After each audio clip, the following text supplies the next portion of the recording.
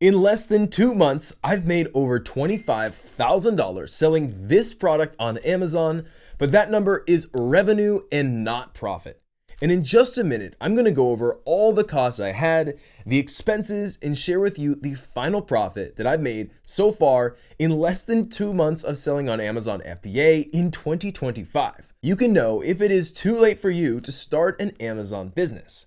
And at the end of this video, I'm going to go over the 3 biggest mistakes that I made, and one of these mistakes was a huge mistake that cost me over $10,000. Before I share my revenue, cost, and my final profit, make sure to smash that like button because I'm going to be 100% honest and show you everything. Show you my product, show you my numbers, and show you how you can do it too. The first cost I had when selling on Amazon was the price to the manufacturer, all the different units of the product I sold.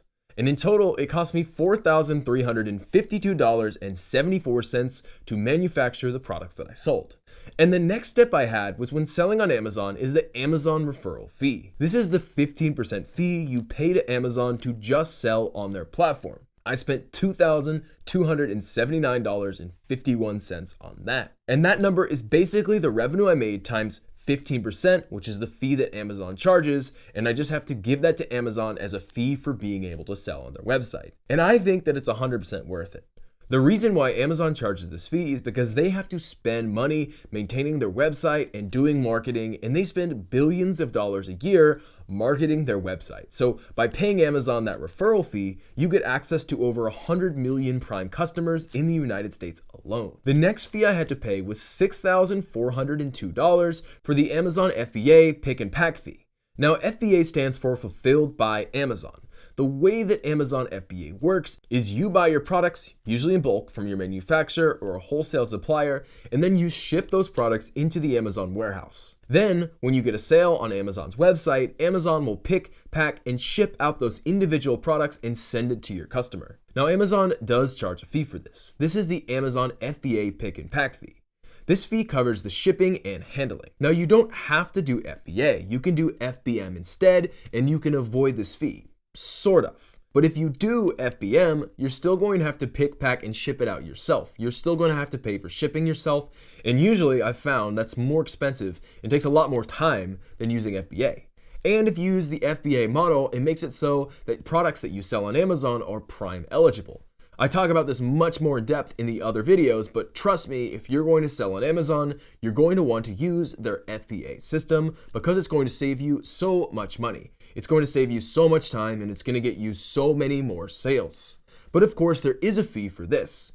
And like I said, it was around $6,000 that it cost me in just those first 2 months of selling on Amazon. Now, I spent just a couple $100 on PPC. PPC is a good way to market your product because it does get your product to the top of the search results on Amazon. And that's key. If you want to make money by selling products on Amazon, you want to get your products to the top of the search results. PPC stands for pay per click. The way that this works is you pay Amazon a little bit of money every time someone clicks on your ad, and it shows up at the top of the search results under the sponsored section.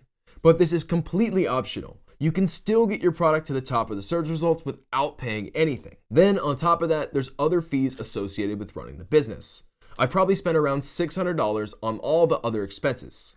And so far, in just 2 months, just slightly over a month actually, I've made $12,438.72 in profit. Now I'm going to show you how I made this product. I actually did an entire video series where I shared step by step how I created this business. The playlist is linked right here and down below to see behind the scenes where I shared step by step how we created this business and everything we did to bring this product into reality. But in this part of the video, I'll explain a condensed down version of everything we did to create this business.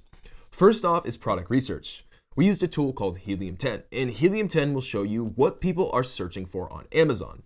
We had already been selling carnivore electrolytes, which was so successful, and we realized that the carnivore diet trend was only going to keep growing. So we were keeping an eye on products that showed up when searching for carnivore diet using the Helium-10 magnet tool. If you want to use this tool too, you can use the hookup for Helium-10, the best deal on the internet, down below to find products just like this. I found that thousands of people per month were searching for carnivore jerky, carnivore beef jerky, and carnivore snacks. One of the ones that really stood out was the beef jerky. We thought that if we made a beef jerky that was targeted towards the carnivore diet, that it would really stand out. Then I had to find a manufacturer. Because this is a consumable product, I really wanted to get it manufactured in the United States. So I contacted a lot of US manufacturers and worked out this recipe alongside a manufacturer that I chose to work with. This is another big thing. A lot of manufacturers have expertise, so you can lean into their guidance to create a product.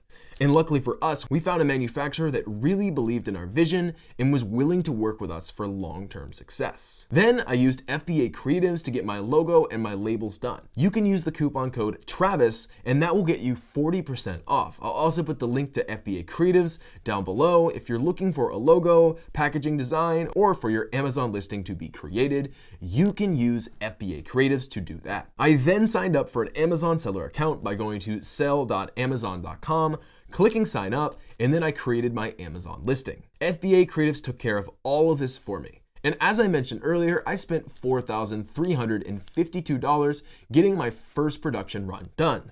And after my first production run was done, I had the manufacturer ship it to the Amazon warehouse and it cost me $675. And boom, just like that, a couple weeks later, my product was live on Amazon. We launched this product in less than a month, and actually in total time work, you could even say less than a week. And in order to rank on Amazon, we actually had built a list from doing our previous carnivore electrolyte launch, and we sent an email out to everybody on that list telling them about our new launch and offering them a discount code to order on the first day.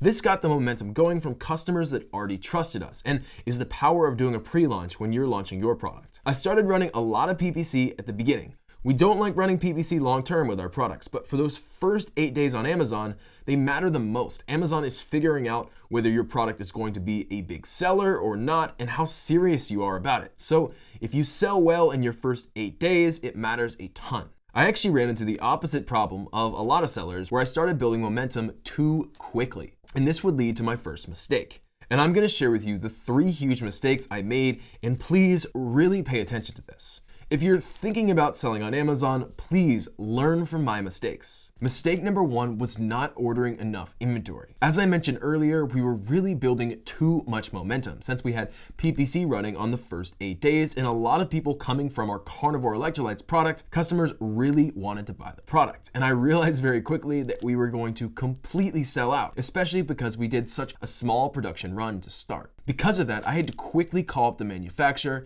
and luckily they were able to get a new order made in just a few days. And that's one of the big benefits of working with a US manufacturer. Your product will be shipped off pretty quickly. At least we had some future viable supply so that people could order even though it wasn't Prime eligible while those new units got processed by the FBA warehouses.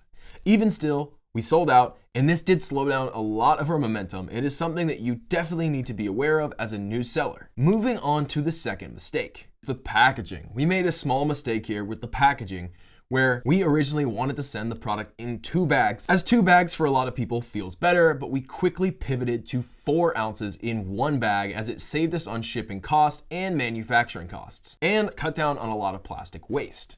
However, the transition period meant that some of our inventory was in Amazon in 1 bags and some was in 2, and the transition on Amazon wasn't the smoothest, and unfortunately we got some negative reviews because some customers ordered expecting 2 bags but only got 1 bigger bag instead. Although it was the same amount of jerky, this upset some of our customers. It's something to think about is once you have inventory on Amazon, it's not necessarily a clean transition period if you're selling under that same ASIN. But remember, oftentimes it's better to move forward and make mistakes than it is to just stand still, which brings us to mistake number 3, which is not launching sooner. If we had been on top of it, we could have launched this product months earlier. And as we've already made over $12,000 in just a little over our first month, we could have made that 5 times more. We could have made $60,000 by now in profit sitting in our bank account. And that's the biggest thing, is getting out of analysis paralysis and actually taking action. Most people I talk to on this channel, myself and Travis, we try to give you all the information that you need to launch on Amazon. And I can tell you that no time is better than now.